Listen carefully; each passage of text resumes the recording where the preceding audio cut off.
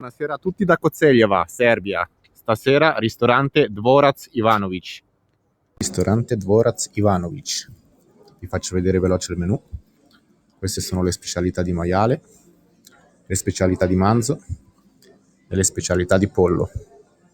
Io prenderò questo, che è un piatto fortemente raccomandato dal ristorante ed è composto da collo di maiale affumicato, leskovački uštipak, i cevapi, gli spiedini di pollo e le cosce di pollo ripiene. Sono proprio curioso di vederlo. Come insalata invece ho preso 2 paprike piccanti e la barbabietola. Ovviamente non potevano mancare le leppigne. Ecco qua ragazzi, vi faccio vedere questa super portata.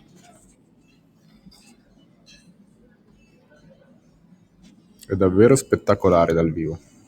Ecco qua ragazzi il leskovački uštipak per iniziare. Ve lo faccio vedere bene all'interno.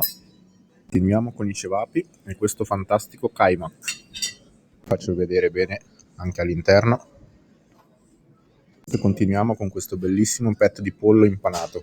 Ve lo faccio vedere anche all'interno. Adesso si passa al collo di maiale affumicato. Guardate che bello. Ed ecco le cosce di pollo ripiene. Faccio vedere bene all'interno.